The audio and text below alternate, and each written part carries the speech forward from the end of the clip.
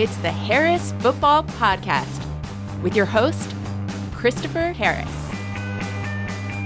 Welcome! Hey, everybody! Welcome in. My name is Chris, and this is less a show and more a mood. Hello there, you yacht possums. How are you today? Thank you so much for listening. So happy to be with you today, whether you're listening right away, right after I record on Thursday, or maybe sometime later. I love you. I'm lucky to have you. We're going to do silly stuff for an hour. I wanted to mention that after last week's show with an intro that was a little less silly, so many of you sent emails. The super vast majority of them were so kind and so supportive. Thank you very much for sending them.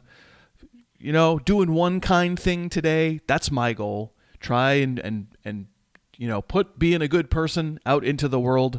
I'm a very lucky person to have so many men and women who are good people. Thank you so much. I wanted to start today with an overview of the coaching changes in the NFL. You know, the openings, the surprises, I guess the lack of surprises. It turned out that at least so far, when it was all said and almost done, or maybe done, 9 teams are making a change at head coach. Although by the time you hear the sound of my voice, it seems like one of those vacancies might already be filled. 2 we already knew about because they happened mid-season, the Titans and the Giants. I'd say, one other one was definitely going to happen heading into the final week of the NFL regular season. We pretty much knew the Raiders were getting rid of this guy. Petey Sunshine. Maybe the last time we get to use that drop. Be merciful for all involved if that's the case. But otherwise, obviously, there's an incredible amount of misinformation that flies left and right about this stuff. You heard, for example, Kevin Stefanski might be safe. Raheem Morris might be safe. No, they were not. Those dominoes fell pretty quickly. We definitely heard for a few days somebody was leaking that Jonathan Gannon of the Cardinals was safe. Nope. Not safe. January 5th got here. He was not staying. So that put us at 6, and maybe that was going to be it because Black Monday passed. But then the Ravens waited a day, and they fired John Harbaugh. The Dolphins, they actually, I think, announced Mike McDaniel was safe. Almost even officially. It's never actually official because it's all leaks. But very clearly, the leakers were telling their skin puppets that McDaniel was safe. And who knows, maybe because Harbaugh came available, January 8th, McDaniel gets canned. And then just 2 days ago, Mike Tomlin either got fired or quit. They're letting him say he quit, and maybe he did. So that does bring the number to 9. Now, I mentioned that before you hear this, the number might actually be 8 because it seems like John Harbaugh is the first domino who's going to fall. The Giants are apparently negotiating a deal with him as of Thursday morning, something that's widely been leaked to the same media moles who often do get misinformation or incomplete misinformation, so it might not happen. But for the moment, it sounds like Harbaugh to the Giants is happening. Also, I have to admit that until Matt LaFleur signs a new contract, which the moles are saying the Packers are working toward a new contract with LaFleur, but until that happens, I will not 100% believe that he's staying. There are a lot of vacancies. There's some good jobs. Those of you in the Yacht Club, if you listened to Monday's show with Paywall Andy, you heard me reacting to the weekend. I truly do not know how you bring LaFleur back to Green Bay after his insanely poor management of multiple game situations over and over. Of course, including yet another historic blown lead in the wild card round last weekend against the Bears. I still personally think it's possible that one reading of the Packers leaking that they're working to sign LaFleur to a new contract is that they're signaling to other teams that, if you want LaFleur, you'll have to trade for him. By the time you're hearing this, of course, that could be wrong. LaFleur might have already signed a new deal. I just do not think you should be bringing back Matt LaFleur. My lord, I know you lost Michael Parsons and you lost Tucker Kraft. Tucker Kraft, that's your excuse? He's very good. You had 7,000 other receivers making plays. You lost that game for esoteric, clock-related, strategy-related reasons. Anyway, So until Harbaugh does sign 9 teams, who do we have? In alphabetical order, we have the Browns. Kevin Stefanski has won Coach of the Year before. He's had great defenses and no quarterback. He, of course, was subjected to the Deshaun Watson disaster. I'm sure he was involved, but not the final decision maker. It's pretty easy for me to believe he gets another head coaching job right away if he wants it. As for what's left behind in Cleveland, well, they don't have a quarterback, and they have the 6th and 24th picks in April's draft. They'll either put those together and move up, or they'll sign someone out of a pretty poor free agent quarterback class. But there's obviously Myles Garrett and some good defensive players, so it's not an absolute dormant roster. There obviously are some building blocks. It's not the very bottom of the league. Cardinals, Gannon is not getting another head coaching job anytime soon, given that he's a defensive guy and that defense was bad. But it also seems to be a dysfunctional front office.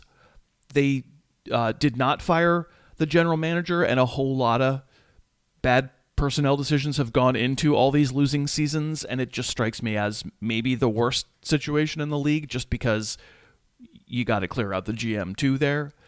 They don't seem to have the quarterback either. Kyler Murray. We're actually not going to talk about Calamari later in the show when we talk about cap casualties because, Murray isn't going to be gone because of his number. If he was good, they would keep him on that number. He's going because of his play and the relationship with the team that's broken. So Arizona's not going to have Kyler Murray. He'll go somewhere else as a free agent. He will be cut, but not for cap reasons. And they'll have behind, I guess, Jacoby Brissett and somebody young and probably not be very good next year either. The Cardinals do pick 3rd, so there's a chance they get a quarterback that way. The Dolphins, so Mike McDaniel leaves, and he's interviewed for head coaching jobs elsewhere. Apparently, there's a chance he gets one of them. I would tend to want to have him wait, but, a team like Atlanta, I guess, could just say, no, we're ready to win now, make our offense better. He'd be, somebody's very good offensive coordinator. I guess there's been leaks that the Buccaneers and the Lions and the Eagles have all interviewed him, or had interest anyway, leaked about him. I think it's very clear McDaniel can run a very good offense. Meanwhile, the Dolphins, I think another one that has a non-dreadful roster. They have, offensive and defensive lines where you can squint and see mostly that it functions okay. They, of course, also appear to have given up on their quarterback, and we won't be talking Tua in the cap conversation in a moment either, because Murray is guaranteed $36 million in cash next year. Tua, $54 million guaranteed in cash. Nobody's trading for that contract. They're just going to wait for the teams to cut them. You want to argue that is cap-related? I don't think it is. I think it's performance-related. Miami picks 11th, so they're probably not getting any kind of sure-thing quarterback that way. The Falcons, Raheem Morris is not getting another starting gig, maybe ever. One of the better rosters of the available jobs. No, Morris wasn't terrible with either Tampa or Atlanta. He's a good defensive coordinator, but something's just missing with him as a head coach.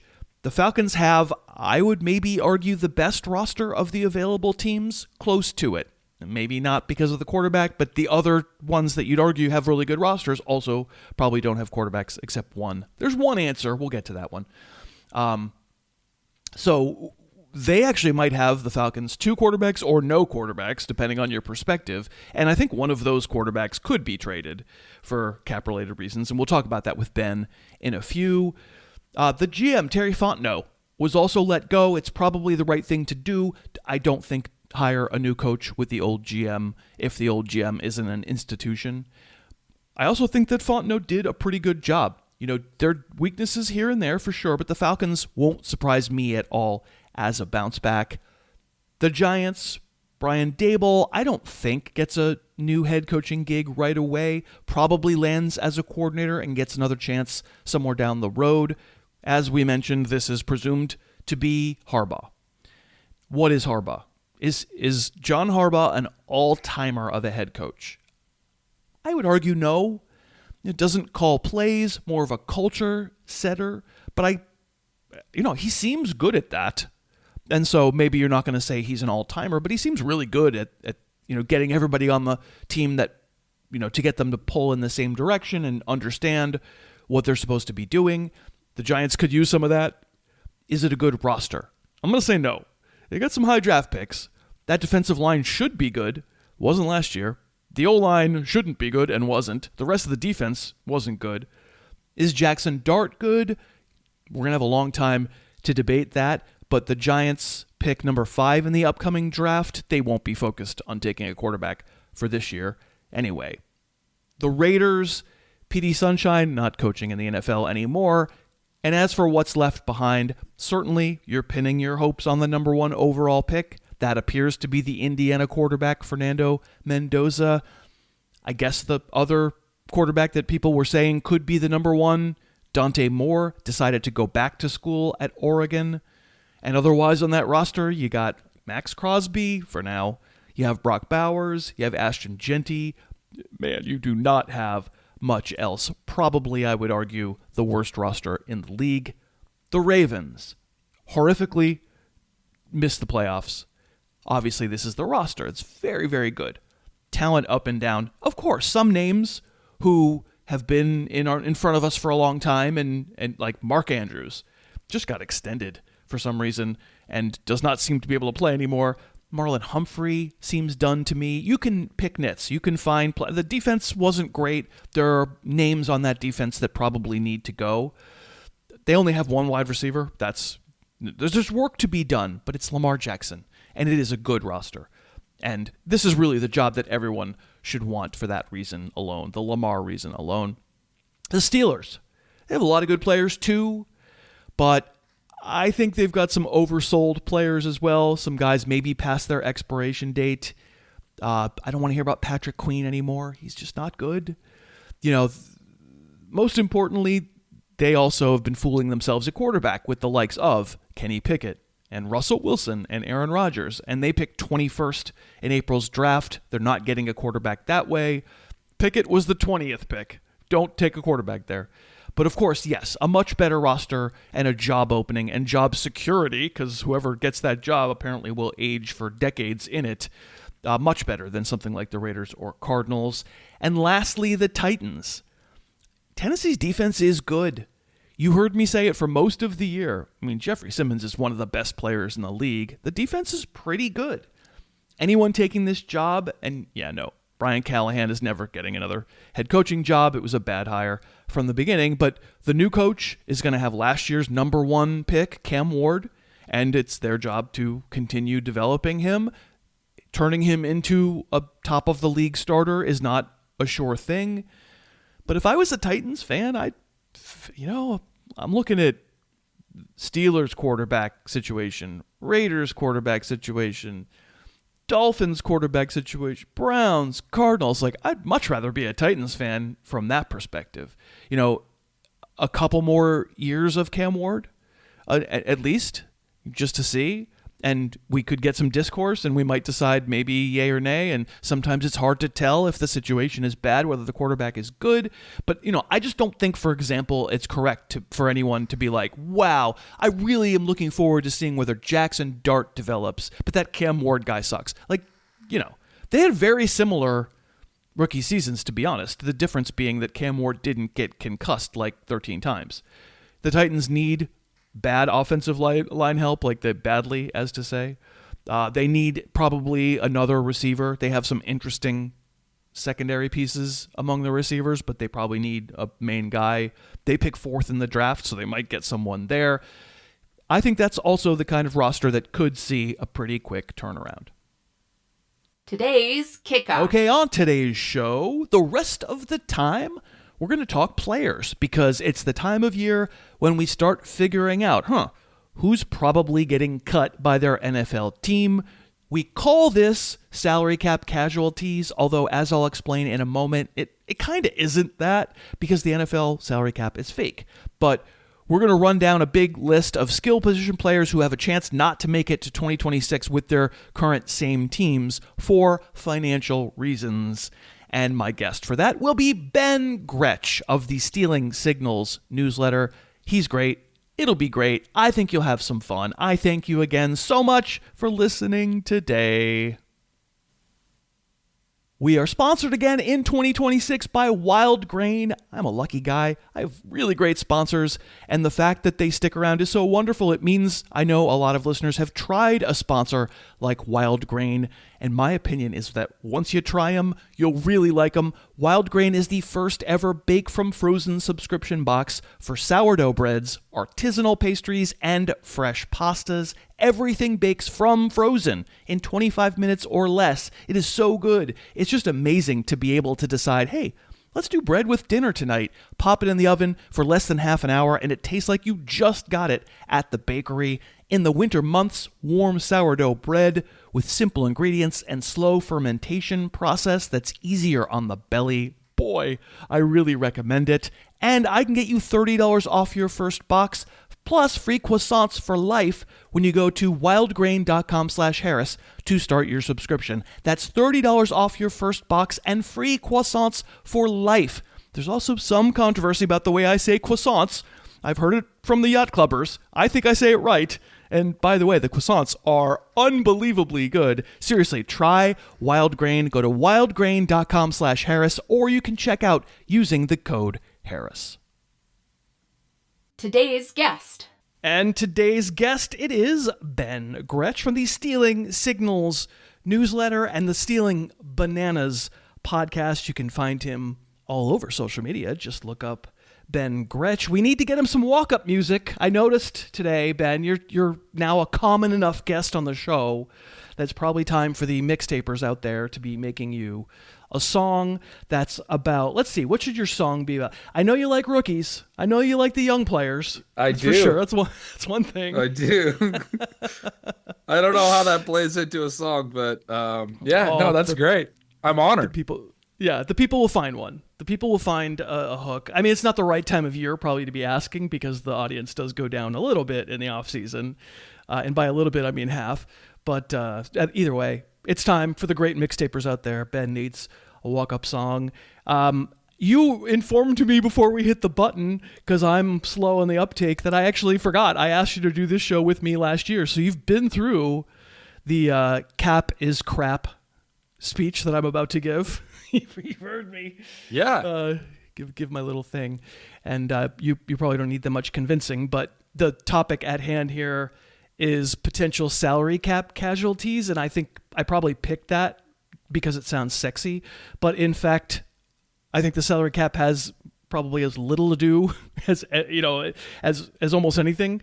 It's much more about actual real dollars that are owed, and the cap is just an excuse to say, oh well, sorry, our hands were tied, when in fact there are just a lot of guys out there who have really, really big real money owed, but very little of it guaranteed. And if they're no longer useful, salary cap be damned, they don't really care. They'll take the hit. NFL franchises can find the money. In other words, the cap is crap. It's not the first time you've heard me say that. No. And yeah, I love doing this show. I love doing it with you last year. You do, my favorite thing is you do all the research, and you're like, you don't have to do any research. And then I learn a bunch about the cap casualties. So we'll have a bunch of fun players to talk about. I mean, and I will say I may have missed some obvious names. I did my best. Essentially, it's me like combing through the various, the free agents to be, not this year because they're free agents, but the free agents to be in 2027 and 2028 and 2029, and just like look at their contracts and see like, is that somebody who is really worth that, and how much guaranteed money they have, and so. Very much every name that we mention here will not be cut before next season, and I may have also very much missed some players who will be cut, but it's an interesting universe that this feels like we could be getting at a bunch of names. I usually just go by position, and there aren't a lot of quarterbacks to talk about. I think a lot of people might think, well, Kirk Cousins is a possibility, and of the players who might be considered borderline startable, that sort of thing. But Kirk Cousins has $10 million guaranteed in what is functionally the final year of his deal, and there won't be much of a cap savings. So I think a trade of Cousins is possible because people will talk about, the cap ramifications of the trade. Yeah, the teams don't care about that. Not really. They'll tell you they do, but they don't. But I don't imagine, because he's useful, like he proved, don't you think, in December that he's useful, and therefore why would Atlanta might trade him, but I don't think they'd cut him. I agree. Yeah. If that's this cap situation, I haven't looked at his contract, but I agree that he played well enough that he's a useful backup at worst. They're not going to just cut him. Right. And in fact, he may be worth quite a bit more to the Falcons as a trade chip, depending on what people wind up thinking of the rookies' quarterback evaluations for the draft and where Mac Jones gets traded. He would belong in that same bucket. Geno Smith is probably a cap casualty this offseason, but I decided we probably don't need to spend too much time talking about Geno Smith. So I'm going to move on to running back, and there are some big names to think about and talk about. Alvin Kamara turns 31 in July, has one more year left on his deal. His base salary is $7 million. Now, $3 million of that is guaranteed, and as I like to say, they don't love giving that money away. But post June 1, they'll take a hit. They'd save $8.5 million against the cap. They would take a $10 million cap hit. I don't care. They would save $4 million in real money by getting rid of Kamara heading into his age 31 season. I don't want to always couch me asking you about these guys, Ben, in terms of what are they going to do? Because you don't really know. But given the vibe of that team and the youth of the quarterback and all that stuff, does that make you think, and I don't think, you can tell me if you think otherwise, maybe or maybe not, maybe they think Devin Neal is a real option. I don't think Kamara's a definite be gone guy, but I wouldn't be shocked. I think it makes sense to your point. It begs a question. This current contract, this extension was signed during the season in 2024. And I remember at that time I was like, what are they doing?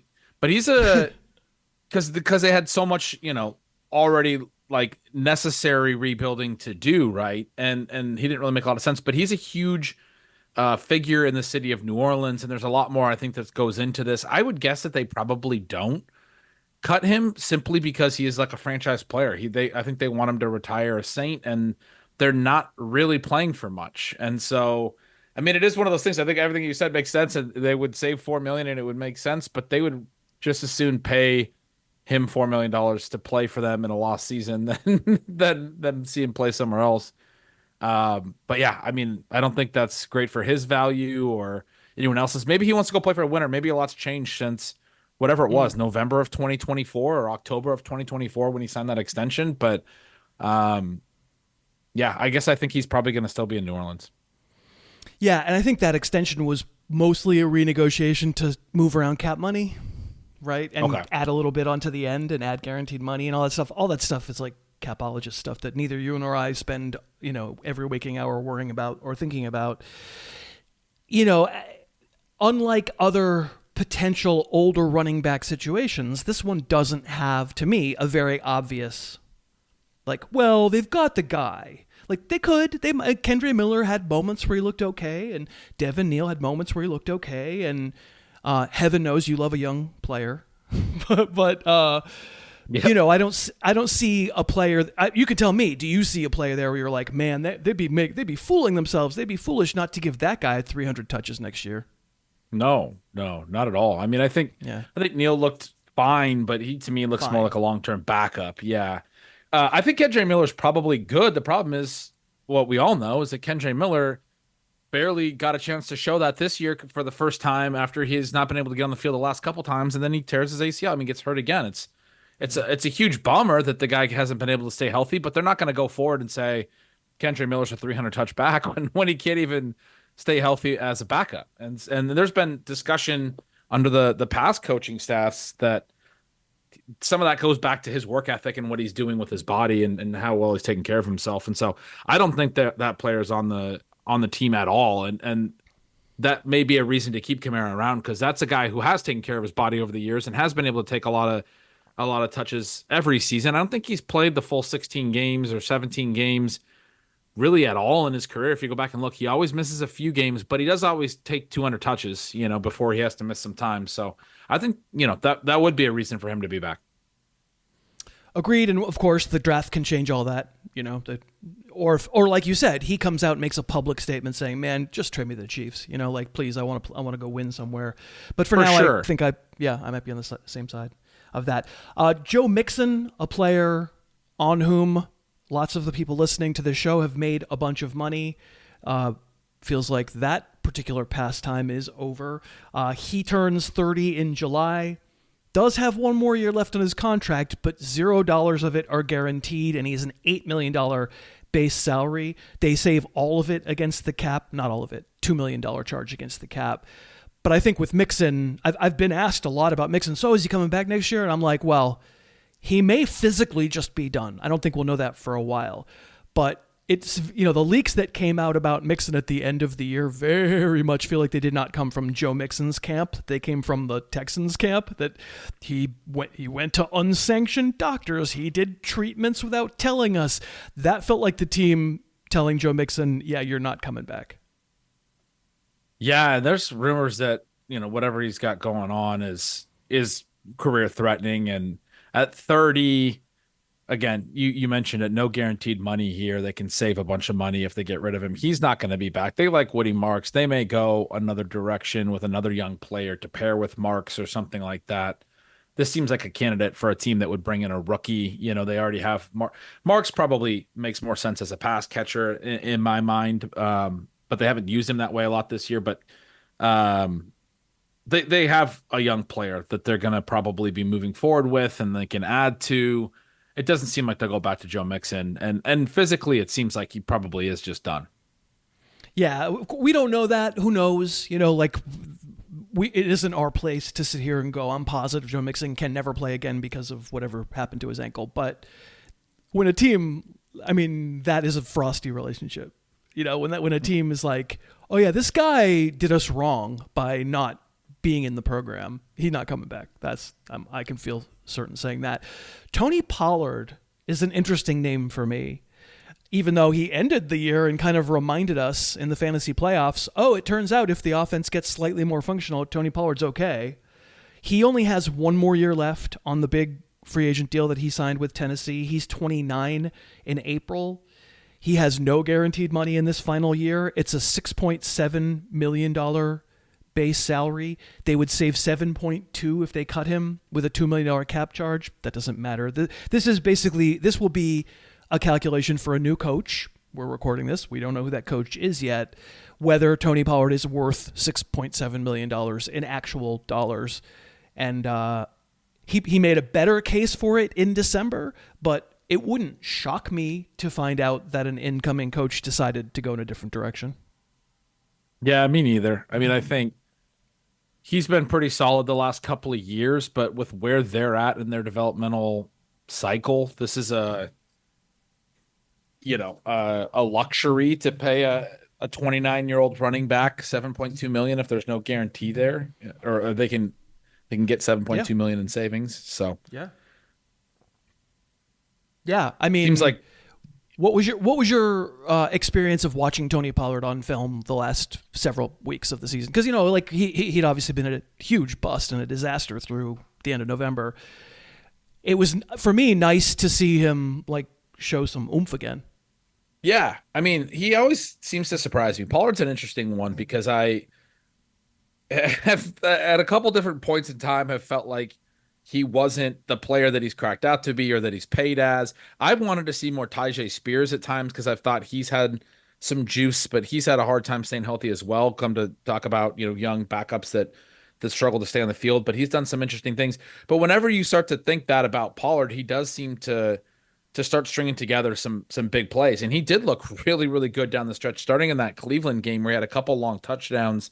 He backed that up with back-to-back 100-yard games behind that, 3 straight 100-yard rushing performances in December there, 85 yards the week after that. He had a really nice close to the season. I would have told you before that this was a clear cut, a guy that was going to be gone, didn't fit into their future plans, and didn't deserve to be paid this type of money anymore because he's probably not a workhorse anymore. And then you go and do that at the tail end of your season at age 28. You finish with a 4.5 yards per carry in a situation where, the offense isn't very good. They're not doing you a ton of favors. You're facing stacked boxes and those things. You run for 1,000 yards for the second straight week. I mean, he's an interesting guy. He started his career as more of like a change of pace scat back, and he's developed into a guy who's the last 3 years now taking 275 plus touches every year, gone over, 1,200 yards from scrimmage for 4 straight. I mean, this has been a pretty interesting player as he's developed and gotten older. And yeah, I mean, I'd be curious to see where he lands. We are sponsored by Stitch Fix. If you love looking good, but you don't love shopping for clothing, I personally recommend Stitch Fix because that's me. Sure, I want to present well, but I can't spend the hours scrolling. I don't like going to the stores. Stitch Fix is perfect for me because I have an actual human stylist at Stitch Fix. And based on these easy style quizzes that I take, she picks out clothes for me to try. Stitch Fix sends the clothes to me. I try everything on at home. I keep and I pay for what I like, and I send back and I don't pay for the rest. This honestly is how I've lately found some of my favorite clothing. I have this kind of gray-blue hoodie I got from Stitch Fix that I love, a brown cashmere sweater that's lighter than air, a pair of these gray dress pants that are perfect, stuff that I probably wouldn't have picked out for myself, but my stylist at Stitch Fix just gets me. And of course, she also has sent some stuff that I didn't like as much. It's no problem. I just popped it in the envelope. I sent it back. I wasn't charged. There's no subscription. Just whenever you feel like a fix, order one up. I think you'll love it. Get started today at stitchfix.com/Harris and you'll get $20 off your first order and they'll waive your styling fee. Try it out. stitchfix.com/Harris. Okay, we're back with Ben, and we are talking about potential salary cap casualties, by which I mean cash casualties. It's just not as sexy to say, and I'm still in the midst of some running backs here. Aaron Jones. A lot of people love Aaron Jones. We love Aaron. I mean, who doesn't love Aaron Jones? Blood and guts player. Turns 32 at the end of the 2026 season in December. He has one more year left on his contract, Ben. He has a $9 million cash owed to him if he stays on the roster the full year. Only 2 of that is guaranteed, and the Vikings could save 7.7 against the cap. They would take a $7 million cap hit, and if they decide he's not worth $9 million, I don't think they'll care that they take a $7 million cap hit. I personally feel like Aaron Jones isn't healthy enough and didn't show enough while the Vikings were still trying to do something before December, before it was all over, that I just feel like maybe that's a backfield that kind of throws everybody out and tries to find one new solution. Yeah, I mean, it's really interesting. It's similar to the Tony Pollard discussion we were talking about before. And as you were talking through before the break, and as you're talking through Jones there, I was thinking maybe that's where Pollard lands or something. Because I do think the Vikings still probably want somebody who can do a little bit more in space, a little bit more of an outside runner to pair with Jordan Mason, who presumably will still be their answer on the inside a little bit next year. And so maybe because of that, maybe skill set wise, they think Jones is still a really intriguing fit. But otherwise, I mean, 32 years old, you're talking about pretty likely to be a cut here as well. Yeah, or renegotiation. I should say that. Like, Aaron Jones now has, was a longtime Packer, but has went the Vikings for a while, and I think is beloved as a teammate and as an option, and he's a really tough guy despite all the injuries, all that stuff. In a lot of these cases, it's possible Tony Pollard doesn't go anywhere because the Titans come to him and say, we'd love to keep you. This is an untenable amount of cash. We have to spread this out. Sorry. Like, you're either getting cut or you're taking a pay cut. And that could happen to Aaron Jones too. That's a lot. $9 million for a running back's a lot if you're 27, let alone if you're turning 32. And coming off of, continual injuries, I think that is so smart. What you said is so smart. Like, why Aaron Jones is like almost kind of the same player and 5 years younger. Why wouldn't you? Not 5 years younger, 3 years younger. Let's exaggerate to make my point. But yeah, I think that's more along the lines of, especially when they're just not owed that much, cash. So I have James Conner on here, who is such an interesting guy because I think right before he got hurt, for the last year and a half or so, he had won back so much goodwill after having been injured season after season, like teasing and then now he's a cheap winner and he's winning you weeks, but then he gets hurt again in the middle of 2025. James Conner, the Squirminator, we like to call him. He turns 31 in May. He has no guaranteed money, but is owed $6.3 million in a base salary. They can save a lot on the cap. They would take like a $2 million cap hit. And again, it's a situation where the Cardinals will have a new coach. And so us like definitively saying we're positive what's going to happen, like we don't know. I think there's a pretty darn good chance that James Conner won't be there. Yeah, I mean, that seems pretty plausible too. It's always tough with these, older running backs. What I'm learning so far on the episode today is there's a lot of the good class of older backs that are getting to the back end of their contracts and maybe shuffling or not, lose that game of musical chairs and not have a job, at this time next year, which does sometimes happen with these guys. Conner is a guy that's really interesting, as you talked about with the earning back the goodwill. A couple of the stats that I really like for running back evaluation, in addition to obviously, watching all the games and everything that we always talk about, are the missed tackles for stats and the yards after contact stats. And Conner in 2023, I think, had the best missed tackles forced and yards after contact numbers of his career, and then backed that up and was even better in 2024. At the tail end of his 20s, he was doing this stuff. Had a career high in total yards in 2024. Looked really, really good the last couple of years, as you mentioned. He only plays 3 games in 2025, gets hurt right away. Another guy beloved in the locker room, as you were just talking about with Jones. I could see them trying to renegotiate and bring him back. But it does seem like, Trey Benson is probably the future in Arizona to some degree. And Conner is probably not going to be viewed as the centerpiece back at this age coming off an injury. But it is interesting how good he's been in the later part of his 20s over the last couple healthy seasons that he played. Yeah, and it's a lot of different variables because, Conner is so physical, and a lot of those numbers that you talked about happened because he runs until he gets hurt. He's looking to smash people and he breaks a tackle, and then he has a guy hanging from one leg and he's still trying to run down the sideline and his hip dislocates. He's certainly a blood and guts player and much beloved by the fan base, by the Cardinal organization he is. And so he could stick around as like a mentor to Benson, and like it's worth wondering whether Trey Benson is long for Arizona. He can't stay healthy either. What in the world happened? Why are we going through the final 6 weeks of the season with, Michael Carter and Bam Knight, and Trey Benson gets activated off IR and then can't get activated? Sorry, go ahead. No, that's a great point, because that, as soon as you say that, I agree. And that was true about Benson in college. He was never a huge workhorse. And I always say that, that workhorse credentials are kind of a skill when you do the prospect evaluation. You want to see guys that carried a lot of the load in college. People sometimes are like, oh, he had so many touches in college. Well, these guys are still young. I want to see that they can handle a lot of touches and not get hurt.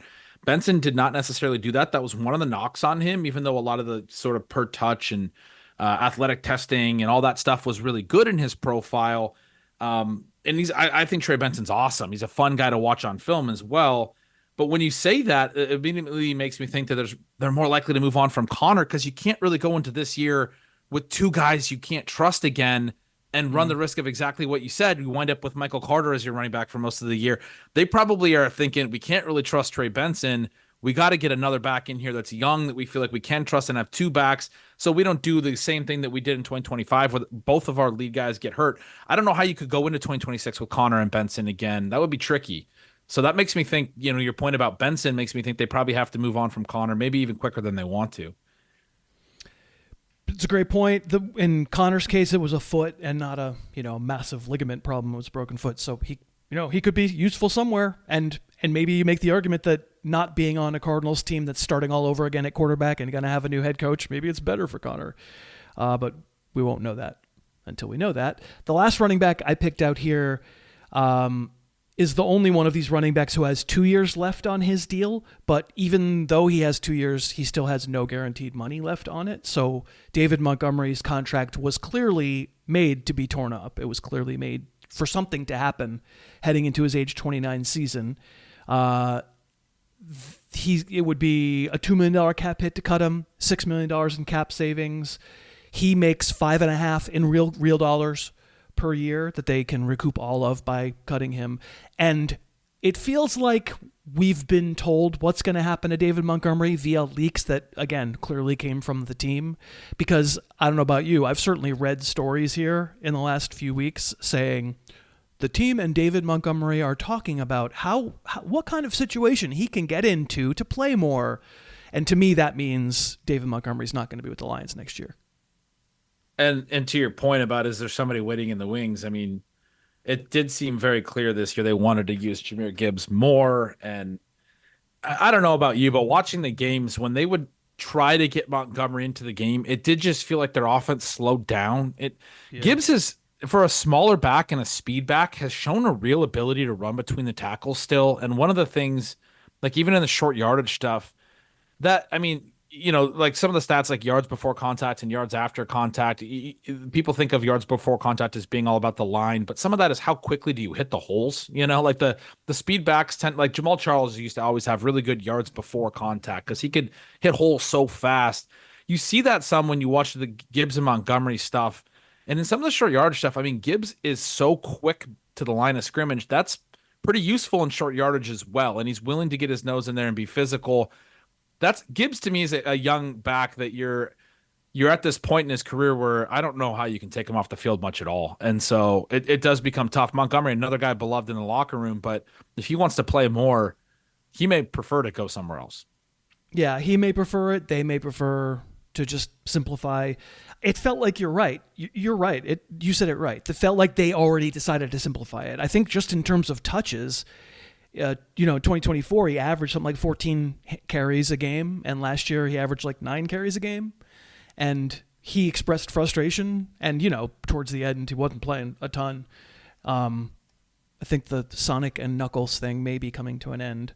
And David Montgomery may be playing somewhere else. And they definitely have a way out of the contract. It's the kind of thing where he could get traded. They could trade him. Because, again, it doesn't cost much to trade him. But I also think he's the kind of player they might just go, where do you want to play?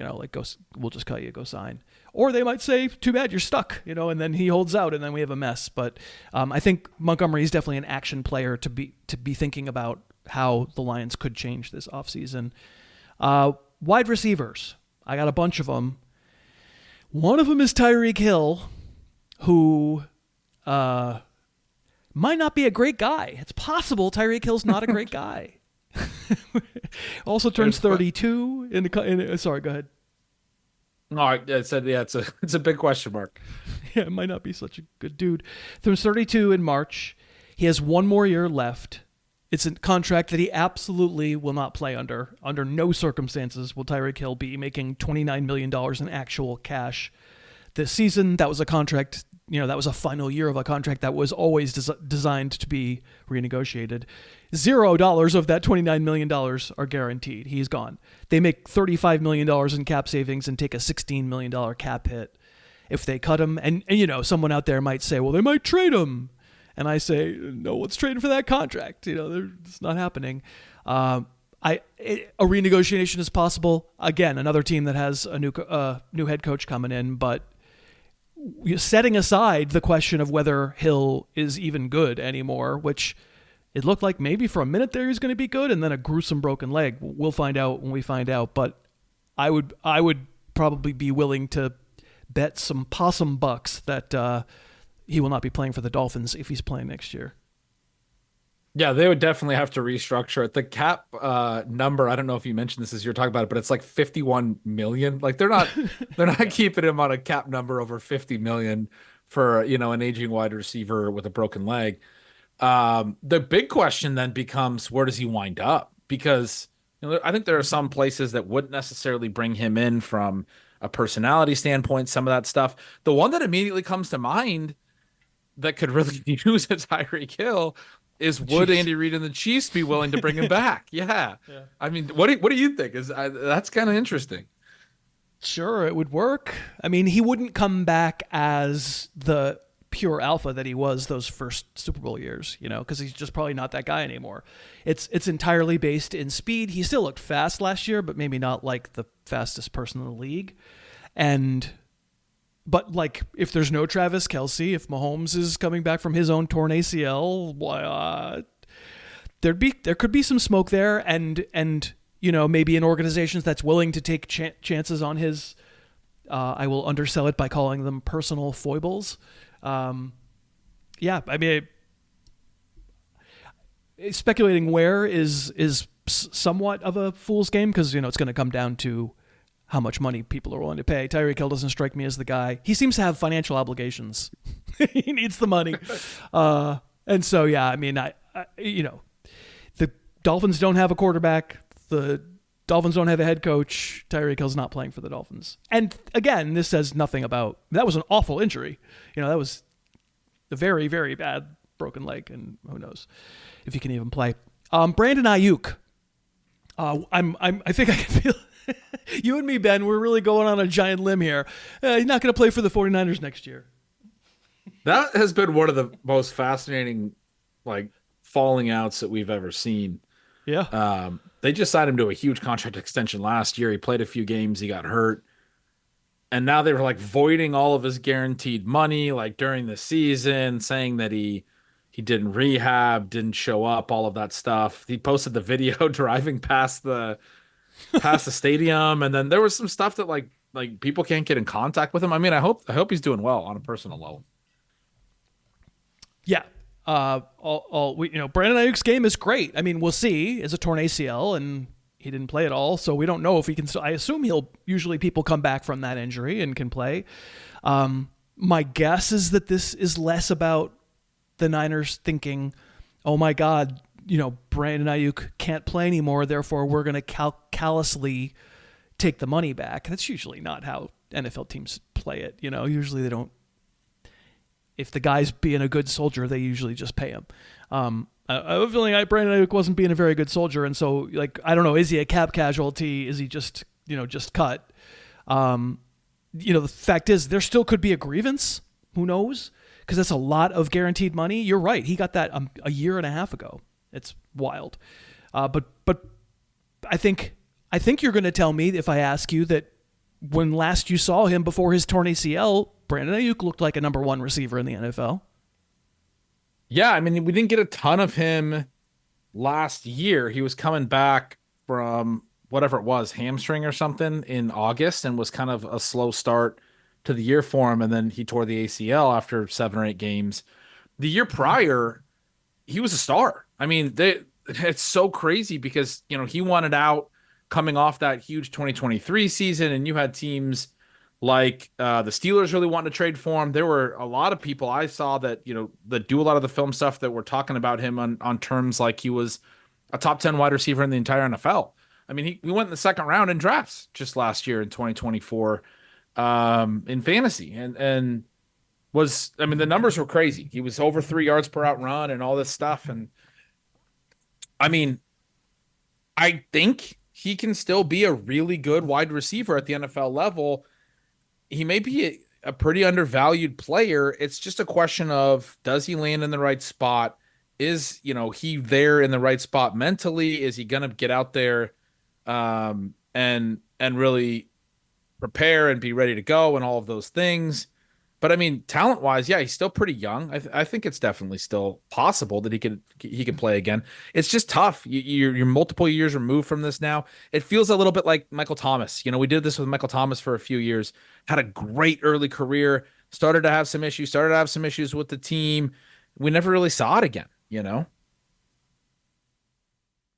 We are sponsored by Lisa. I mention again how lucky I am to have sponsors I really believe in. Certainly, Lisa is one of those. I've been sleeping on a Lisa mattress for a decade now. I wrote the intro to today's show in bed. It is the perfect bed. For me, I love Lisa. And you know what? Who cares what I think?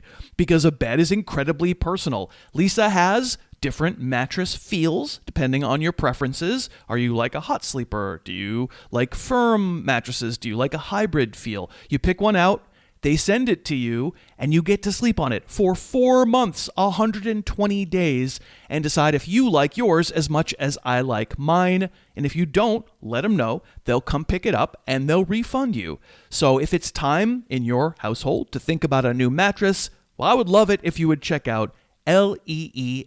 sa.com. Right now it's their MLK Day sale. That means 25% off all mattresses this week.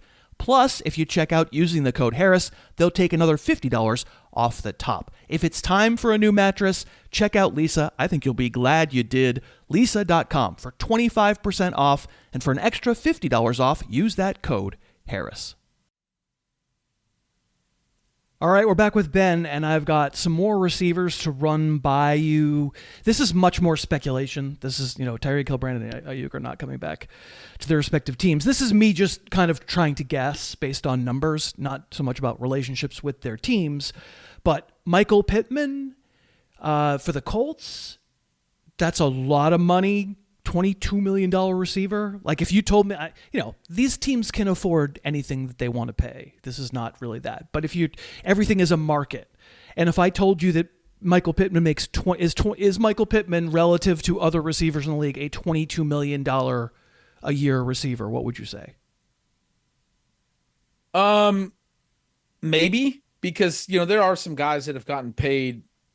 I mean, last offseason we saw like De'Ami Brown got like 10 million. Like the 10 to 20 million at receiver is for, free agent contracts has been pretty high. I think Pittman in free agency would get a lot more than De'Ami Brown. He'd be at least maybe a 15 million guy plus. This is one that you think about the skill sets. I think the Colts, they really like Alec Pierce and the vertical element he brings. They really like Josh Downs in the slot. Obviously they love Tyler Warren, but I think Michael Pittman brings a lot of texture to that wide receiver group. I think they really like that 4-man group they have. They obviously traded Adonai Mitchell in season and were ready to move forward. I would feel like they'd want to keep Pittman because of the role that he plays in relation to those other guys. I think he does it pretty well. He hasn't been as big of a player the last couple of years. 111 targets exactly each of the last two, but he was a 156 target guy in 2023, 141 the year prior. It's now 5 straight years, 110 plus targets for this team. Still only 28, 29 in October during the season. I think they maybe keep him for this. It's possible, and the reason is the case is Alec Pierce is a free agent. So it's probably a choice. It probably is. That's a little tougher. It's probably not both. And so it may just be easier to say, I'll take the short-term overpay. It's an overpay. I mean, $22 million base salary is a top 10 receiver salary. And I don't think we're going to sit here and say that Michael Pittman's a top 10 receiver in the league. He's very good. I like him. But maybe the likeliest outcome is that Alec Pierce walks and Michael Pittman does a redo. Takes less money this year to spread it out over 2 more years, puts cap hits in future years, yada, yada, yada.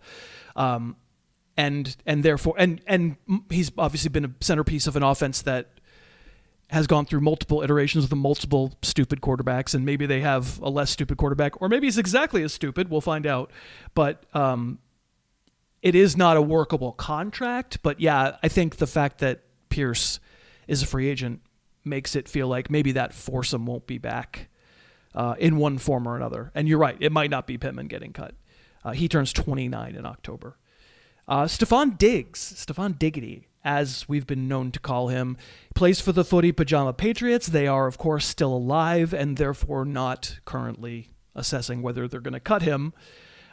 He turns 33 this coming November. He has 2 more years left on the contract with a $20 million a year base salary. Only $1.7 million of that is guaranteed, so it's almost all a cap savings with like a $6 million cap hit. He's been crucially important to the Patriots.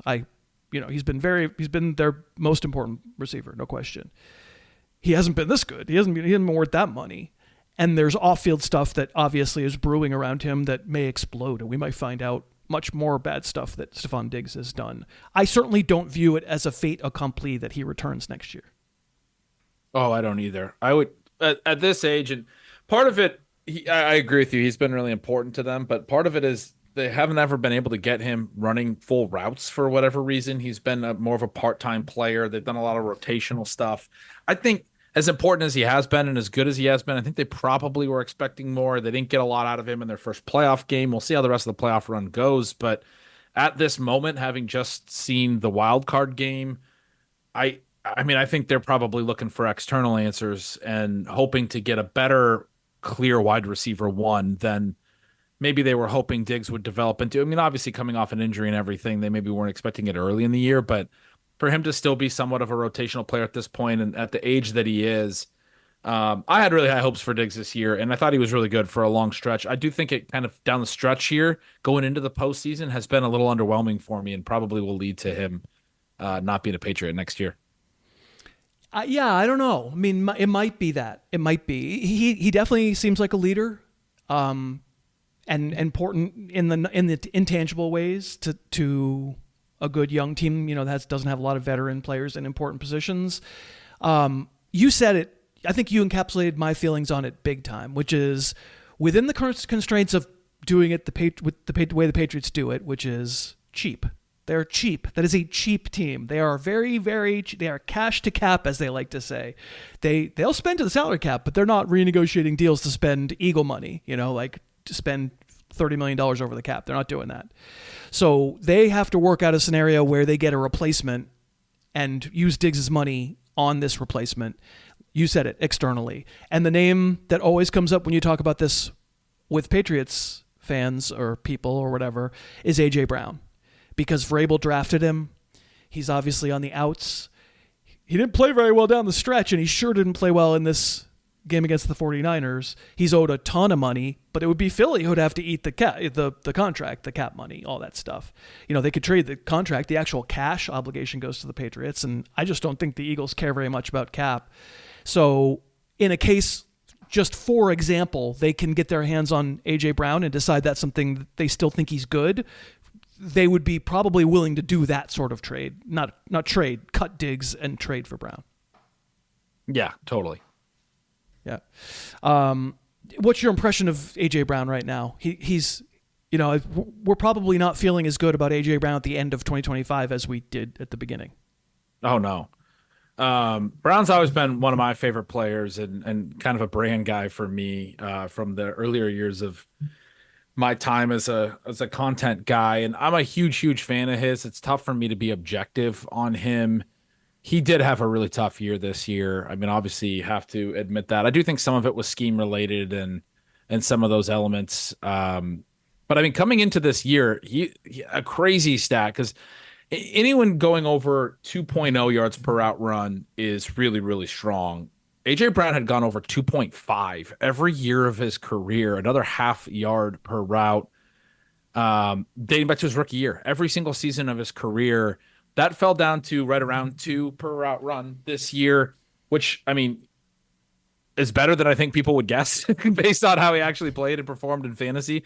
They didn't really, run a ton of routes and do a lot of intelligent things with Kevin Patullo there, who's now been, removed as the offensive coordinator, and they'll be going a different direction with their offense next year. I don't know if Brown will be a part of it. They have to eat a ton of money, like you said, to get rid of him. It'll be interesting to see what happens there, if maybe an offensive shakeup is enough to try to get him re-engaged.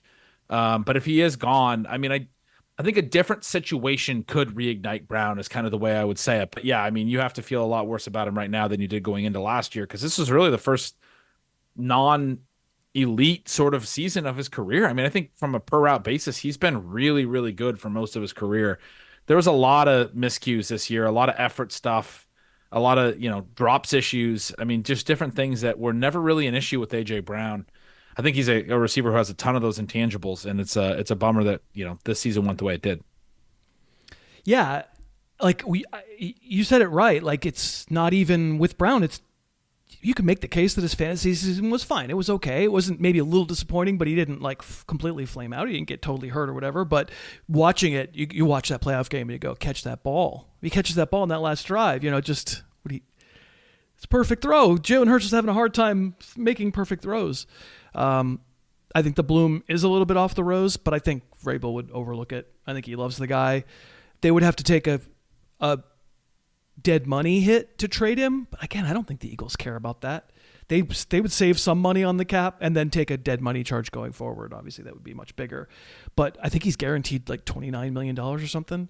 That would go to the Patriots, and they would have to decide. Patriots are cheap, but again, get rid of Diggs. That starts making sense. Chris Godwin. I felt like it was just at least worth mentioning because the logjam among the Buccaneers receivers was very frustrating for a lot of folks this year. You know, when it was clearer, when everyone was hurt and Emeka Egbuka was the main game in town, we were very excited. We were ranking Emeka Egbuka as a wide receiver 1 for fantasy, and he was kind of reliable. All the veterans started coming back, 3 of them, and Egbuka completely disappeared. Now, Mike Evans is a free agent. Hard to imagine he would play anywhere else, but he might just retire. I don't think we know yet. And then Chris Godwin, you know, is also a body there. And so it's possible that the listeners are thinking, okay, at least they can get rid of Godwin. But the fact is, there's no way. $22 million for this one last year of the new deal that he signed, the huge deal that he signed, but it was effectively a 2-year deal last summer. And they basically made it so that you could try to trade him, but like mostly I think he just sticks around for $22 million and it's just a logjam again. And we'll see if Evans comes back.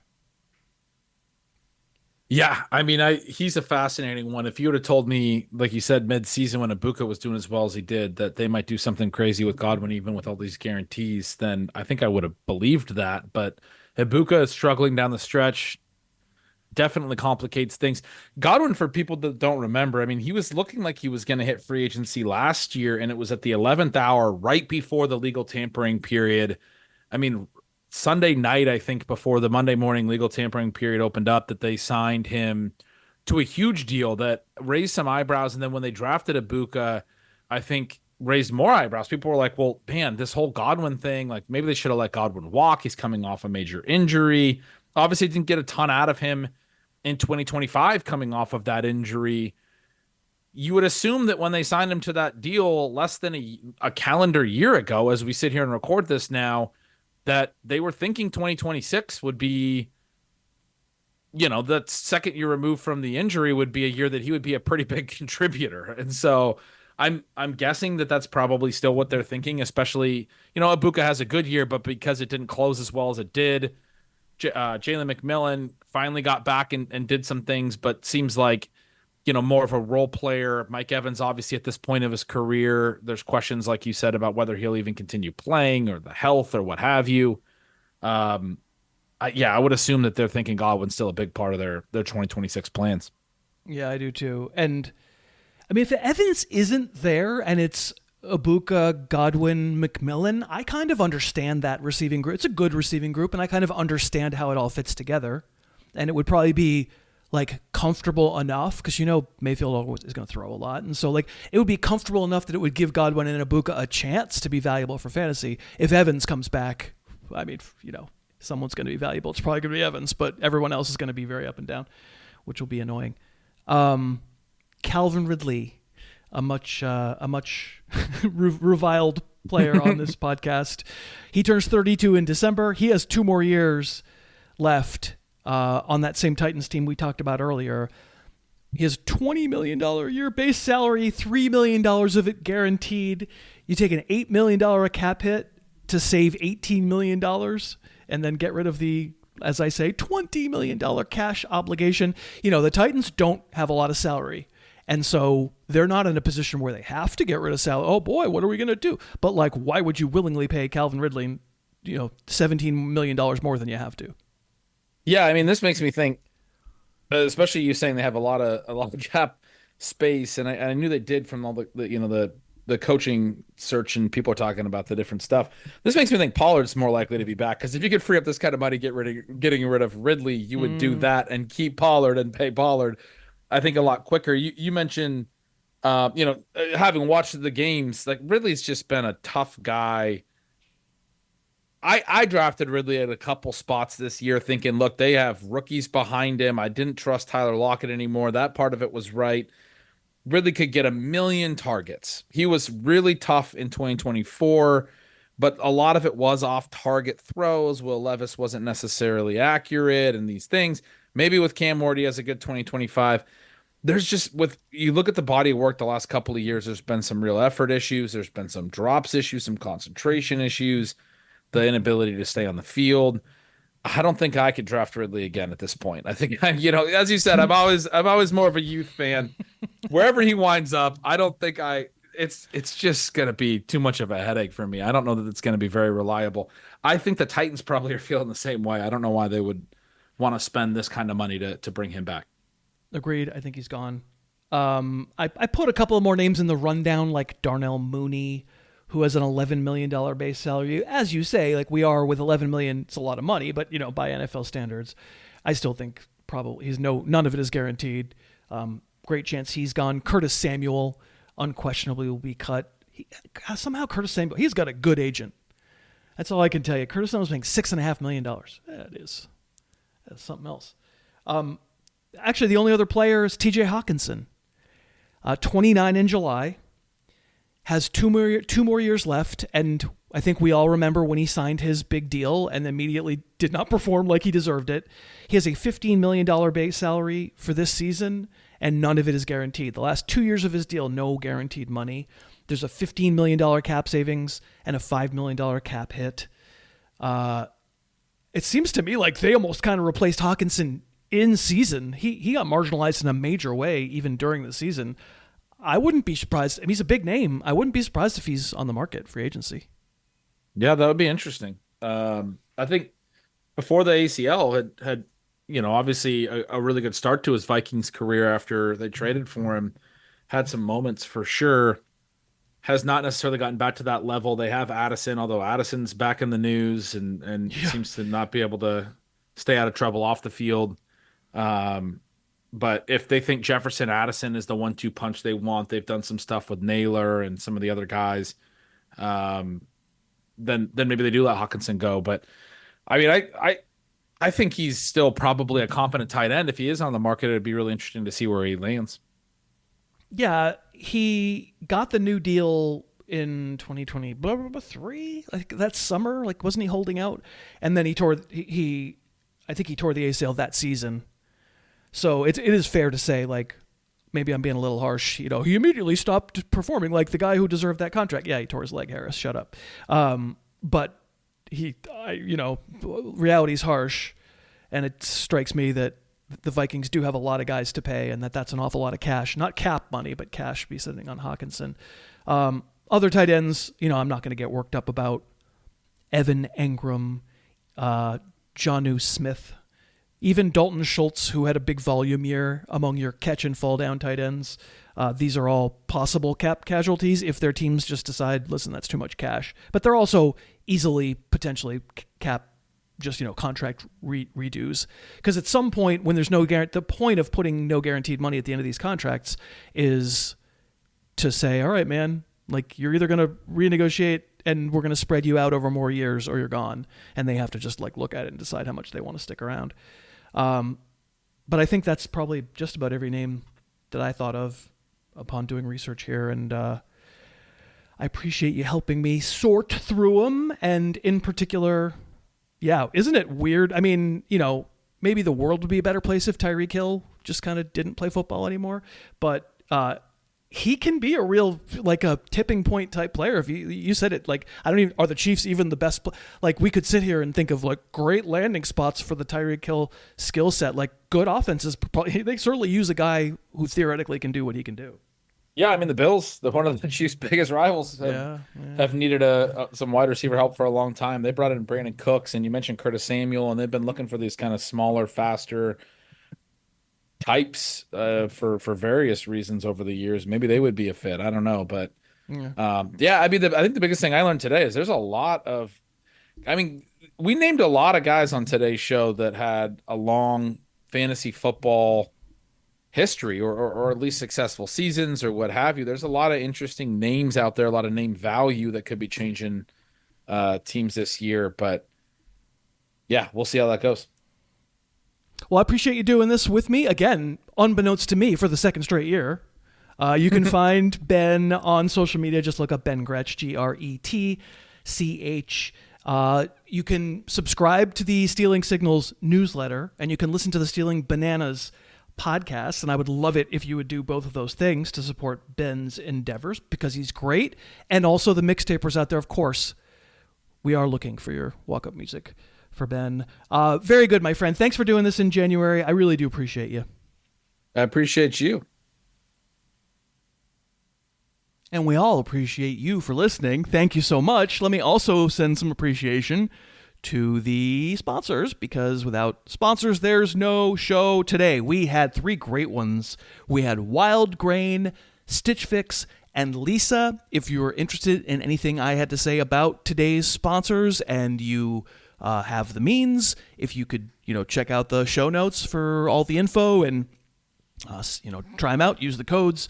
That keeps the whole thing going. So many of you do that. You take such ownership of the show. Thank you so much for that. And you know what? If you're currently in a position where that's not possible financially, I'm so lucky to have you listening. Please just keep listening and enjoy the show. And I'm so happy to be able to give you an hour plus that you enjoy, have fun, and all that. A lot of speculation on the show today, and I'm not sure everything we talked about will happen, but I bet some of it will, and maybe you'll be ready and interested in seeing where some of those guys wind up landing. So that's going to do it for this week. Coming up next week, on Monday, we will have another Yacht Club show with Andy Behrens and myself, and we'll react to the divisional round games, and we'll preview the conference championships. Mostly going to be NFL talk, I think, with Andy probably on Monday. Then coming up on the free side on Thursday, where everybody can listen, it'll be Matt Harmon joining for a show he's done a few times in January in the past. We're going to do level jumpers for 2026. We're going to speculate about players we think are ready to jump to a new level next season and maybe put them all on our radar screens to think about once we know where they're getting drafted. I love that topic. It's going to be real fun as well. Until then, thanks again so much for listening. Your hat is awesome. You're awesome for wearing it. I will talk to you next time. The Harris Football Podcast's opening theme is Under the Gun by Apex Manor. The closing theme is Say Yes by The Wellspring. Subscribe to the podcast on iTunes and never miss an episode.